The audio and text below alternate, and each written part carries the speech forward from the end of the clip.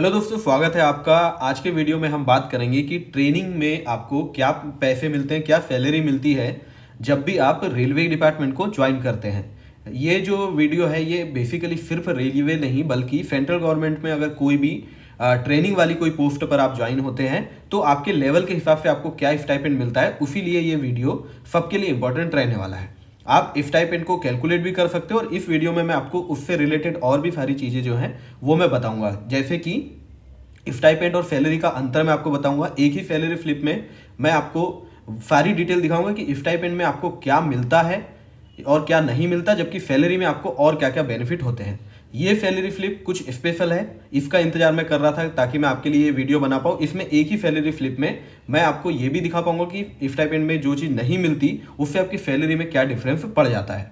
ठीक है, तो देखिए लेवल 5 की ये सैलरी स्लिप है। लेवल 5 में अगर आप ज्वाइन करते हैं तो लेवल 5 का जो बेसिक पे होता है वो 29,200 रुपये होता है। ठीक है, तो उस हिसाब से यहाँ पर जो भी कैलकुलेशन बनेगी वो मैं आपको अभी बताता हूँ। तो देखो, senior CCTC post commercial department की रेलवे में ये है लेवल 5 की पोस्ट। लेवल 5 में 29,200 के हिसाब से स्टाइपेंड मिलता है। तो स्टाइपेंड और सैलरी का अंतर पहले देखते हैं। तो स्टाइपेंड और सैलरी का अंतर बेसिकली ये है कि जब भी आप किसी डिपार्टमेंट को ज्वाइन करते हैं, जब तक आपकी रेगुलर पोस्टिंग नहीं हो जाती, यानी रेगुलर पोस्टिंग मतलब जब तक आप इंडिविजुअली काम करना स्टार्ट नहीं कर देते, प्रॉपर एम्प्लॉय आप नहीं बन जाते, तब तक आपको सिर्फ और सिर्फ बेसिक पे प्लस डीए जो होता है उस टाइम का, उसके हिसाब से जितने भी दिन आप ट्रेनिंग के दौरान काम करते हैं उतने दिन की पेमेंट आपको मिलती है। ये आप किसी भी सेंट्रल गवर्नमेंट की जॉब में लेवल के हिसाब से आप अगर दिन कैलकुलेट करेंगे तो आपको बराबर इसमें कैलकुलेशन से पता चल जाएगा कि आपका स्टाइपेंड क्या रहने वाला है। जैसे अगर मान लीजिए आप लेवल 1, 2, 3, 4, 5 किसी में भी है तो बेसिक पे आपको सबका पता होगा, उस समय का डीए आप देखोगे और ड्यूरेशन ऑफ ट्रेनिंग कि आप कितने दिन की ट्रेनिंग पर थे, उतने दिन की ड्यूरेशन के लिए आपको जो मिलेगा वो कहलाएगा स्टाइपेंड। स्टाइपेंड में आपको जो जो भत्ते नहीं मिलते वो अभी मैं आपको दिखाता हूँ। तो देखो नीचे की तरफ आएंगे तो ये अगर आप देखो तो यहाँ पे आपको सारा क्लियर हो जाएगा। मैं समझाने की पूरी कोशिश करता हूँ आपको। बेसिक पे जो है 29,200 रुपये और जो एरियर ऑफ बेसिक पे आप यहाँ पर देख रहे हो ये बेसिकली वो अमाउंट है जो ट्रेनिंग के दौरान बेसिक पे मिलना था। लगभग 72 से 75 डेज यहाँ पर लगे थे ट्रेनिंग कंप्लीट होने में सीनियर सीसीटीसी की। देखो सीनियर सीसीटीसी की ट्रेनिंग इस प्रकार से होती है कि ये जो सैलरी स्लिप है ये वेस्टर्न रेलवे की सैलरी स्लिप है और इस बार वेस्टर्न रेलवे में ऑनलाइन ट्रेनिंग हुई थी, उसका ये सैलरी स्लिप है। ऑनलाइन ट्रेनिंग ऑफलाइन ट्रेनिंग का बेसिकली स्टाइपेंड पे कोई फर्क नहीं है, वो आपको जो मिलना है वही मिलने वाला है। लेकिन अब एक बात देखो आप कि जब ये हम जैसे हमारी जो ट्रेनिंग ऑफलाइन हुई थी तो हमने 72 डेज का जो पीरियड है देखो हमने क्या किया था, 72 डेज जो थे हमने JITI में निकाले थे। उसके बाद लगभग 20 दिन हम यहाँ पर फील्ड पर आकर प्रैक्टिकल ट्रेनिंग यानी स्टेशन पे जाकर के काम करे थे, तो वो भी हमको यानी लगभग 90 दिन का बेसिक पे और डीए ही मिला था, यानी कि स्टाइपेंड ही मिला था। लेकिन यहाँ पर वेस्टर्न रेलवे में ये हुआ है कि 3 दिन में ट्रेनिंग के बाद, क्योंकि इनकी फील्ड ट्रेनिंग भी पहले बहुत अच्छे से करा दी गई थी, तो इनको लगभग 72 से 75 दिन में ही इंडिविजुअल काम करने का मौका मिला और इनको प्रॉपर सैलरी मिलने लगी। तो लेकिन इनको स्टाइपेंड जो है वो पूरा सैलरी के साथ बाद में एक साथ मिला है। आपका जो मैंने सवाल जो थंबनेल में लिखा है कि स्टाइपेंड पे आपका एनपीएस कटेगा या नहीं, वो मैं बहुत डिटेल में आपको आगे बताऊंगा। उसके क्या लॉस है, फायदे, वो भी मैं बताऊंगा। तो इसलिए वीडियो को जरूर ध्यान से देखो। टाइम कम है तो बाद में देखना या वीडियो को फॉरवर्ड करके देख लो, लेकिन वो जानना आपको जरूरी रहेगा। क्लैरिटी पूरी देने वाला हूँ।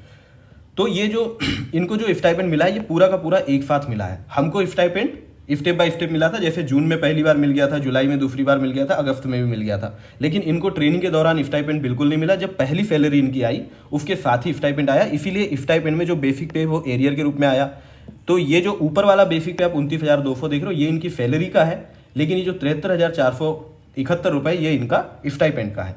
वहीं पर आप इसी प्रकार देखो ये जो डीए है ये सैलरी का है, लेकिन जो एरियर वाला है ये पार्ट इनका ट्रेनिंग के दौरान वाला स्टाइपेंड का है। यानी जो आपका जब स्टाइपेंड और सैलरी का अंतर जो है वो अब आप देख लो। यहाँ पर स्टाइपेंड और सैलरी का अंतर ये है कि जब आप स्टाइपेंड पे काम करेंगे, देखो यहाँ पर एचआरए, आपको कहीं एचआरए का एरियर नहीं दिख रहा होगा, ट्रांसपोर्ट अलाउंस का, नाइट ड्यूटी का, ये सब का कोई का एरियर आपको यहाँ पर नहीं दिख रहा है। क्यों? क्योंकि ये सब नहीं मिलता ट्रेनिंग के दौरान। क्या मिलता है? सिर्फ डीए मिलता है और बेसिक पे मिलता है। तो यही है आपका स्टाइपेंड। यानी HRA भी नहीं मिलता, ट्रांसपोर्ट अलाउंस भी नहीं मिलता, नाइट ड्यूटी अलाउंस नहीं मिलता, नेशनल हॉलीडे अलाउंस नहीं मिलता, और एक होता है ट्रैवलिंग अलाउंस। अगर आप इनिशियल ट्रेनिंग पे है तो ये ट्रैवलिंग अलाउंस भी नहीं मिलता। मैं ये बात कर रहा हूँ सिर्फ इनिशियल ट्रेनिंग की ही कर रहा हूँ, कोई ऐसा मत सोचना कि जो जॉब लगने के बाद भी अगर कभी ट्रेनिंग पे गए उसमें तो ये सारी चीज़ मिलती है, उसमें भी वो अलग है, उसके लिए अलग बनाएंगे, लेकिन ये इनिशियल ट्रेनिंग की ही बात कर रहे हैं, कोई कन्फ्यूजन कोई ना रखो।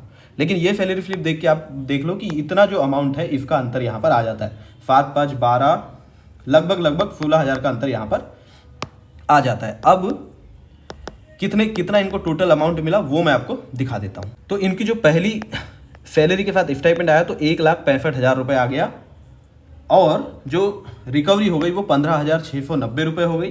तो नेट पे इनको 1,49,000 मिला। याद रखना इसमें कंप्लीट स्टाइपेंड भी है और इनकी एक महीने की सैलरी भी। लेकिन देखो डिडक्शन जो हुआ 15,690, इसमें आप देखो वीडियो बीच में मत छोड़ना, क्योंकि इसके बाद किस केस में एनपीएफ अमाउंट नहीं कटता वो भी मैं आपको बताने वाला हूँ। यहाँ पर तो एनपीएफ अमाउंट कट गया है। देखो न्यू पेंशन स्कीम में इनके 14,990 रुपये कट गए, लेकिन जरूरी नहीं कि कटेंगे ही। तो क्यों नहीं कटेंगे वो अभी दिखाता हूँ प्रूफ के साथ, ठीक है। तो अब देखो इनको जो टोटल अमाउंट जो मिला स्टाइपेंड के रूप में वो मिला है, स्टाइपेंड में बेसिक पे के रूप में 73,471 और 33,795 डीए के रूप में 46% के हिसाब से इनको मिला। तो ये देखो 1,07,000 रुपये जो है इनको टोटल क्या मिला है, स्टाइपेंड मिला है। अब स्टाइपेंड मिला लेकिन इनका एनपीएफ भी कटा है। यहाँ पर एनपीएफ का अमाउंट आपने देखा टोटल कितना अमाउंट कटा, 14,990 रुपये। तो जो 14,990 कटे उसमें जो सैलरी का पार्ट है वो है 4,263, और स्टाइपेंड से जो इनका एनपीएफ कटा है वो है 10,727 रुपये, यानी टोटल जो एनपीएफ कटा 14,990। अब देखो इसके बाद ये आगे की कैलकुलेशन थोड़ा बाद में समझाता हूँ, लेकिन पहले जो दिखाना चाहता हूँ वो दिखाता हूँ।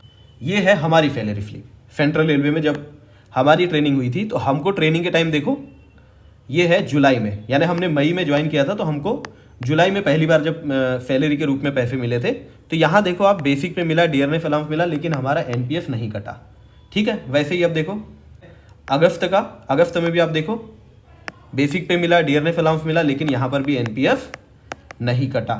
इसका लॉस क्या है वो भी मैं आपको दिखाता हूँ अभी। उसके बाद जब सितंबर में हमारी सैलरी आई, इसके पहले जुलाई में भी एनपीएफ नहीं कटा, अगस्त में एनपीएफ नहीं कटा, सितंबर में कटा, और जब कटा भी तो सिर्फ 1 महीने का एनपीएफ कटा है ना। ये हमारी सैलरी के रूप में सिर्फ 1 महीने का कटा।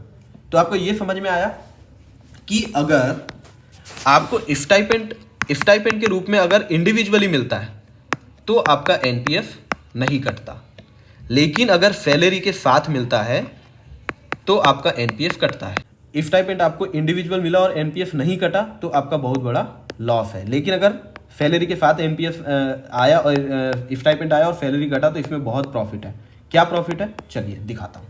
एनपीएफ का में क्या होता है आप ये बताइए। एनपीएफ में जो बेसिक प्लस डीए होता है उसका 10% जो होता है वो गवर्नमेंट काट लेती है, लेकिन 14% जो है वो गवर्नमेंट खुद से ऐड करती है। तो यहाँ टोटल एनपीएफ में अगर 20,986 रुपये जो है इनने गवर्नमेंट ने डाली है, जैसे देखो 14,990 रुपये अगर इनकी सैलरी से कटा तो 20,986 रुपये गवर्नमेंट ने खुद ने ऐड करी। तो अकेला जो स्टाइपेंड था ना उससे अगर फायदा आप देखो तो 15,000 रुपये का फायदा है अकेले स्टाइपेंड से। अगर स्टाइपेंड में एनपीएफ नहीं कटा होता इनका तो ये 15,000 रुपये भी गवर्नमेंट ऐड नहीं करती, और लॉन्ग टर्म में इसका बहुत बेनिफिट है। यानी एक तरीके से आपके 10,000 रुपये एनपीएफ के कट गए स्टाइपेंड के, लेकिन 15,000 एनपीएफ में ऐड हो गए। ऐसा क्यों हुआ? क्योंकि इनको एनपीएफ जो था सैलरी के साथ एरियर के रूप में मिला।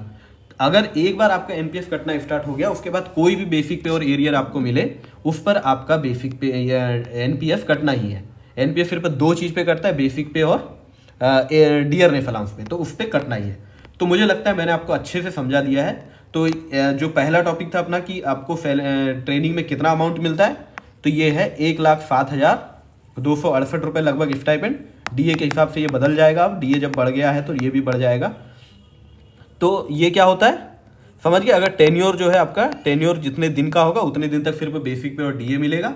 सीनियर सीसीटीसी की बात करो अगर लेवल 5 की तो इतना ट्रेनिंग के दौरान स्टाइपेंड मिलता है। एनपीएफ कब कटता है उसके सवाल के बारे में बताऊं तो अगर आपको स्टाइपेंड अलग अलग individually month by month training में मिल रहा है तो उसमें एनपीएफ नहीं कटेगा, लेकिन अगर स्टाइपेंड बाद में सैलरी के साथ मिलता है तो उस पर एनपीएफ कट जाएगा। एनपीएफ कटेगा तो आपका बहुत प्रॉफिट है, नहीं कट रहा है तो एक तरीके से वो लॉस ही है। तो जिन लोगों को अगर स्टाइपेंड लेट मिल रहा है तो उनको बिल्कुल दुखी होने की जरूरत नहीं है। तो मुझे लगता है ये वीडियो में मैंने आपको बहुत ज़्यादा समझाने की कोशिश करी, पॉइंट मैंने आखिरी में क्लियर कर दिए, तो मुझे लगता है अब ये वीडियो का पर्पस फुलफिल होता है। आप बताना कि आपको कमेंट में इसमें समझ में आया कि नहीं। अगर कुछ भी डाउट है तो मुझे कमेंट में बता देना, वो भी मैं आपका क्लियर कर दूंगा। तो thank you very much, all the best.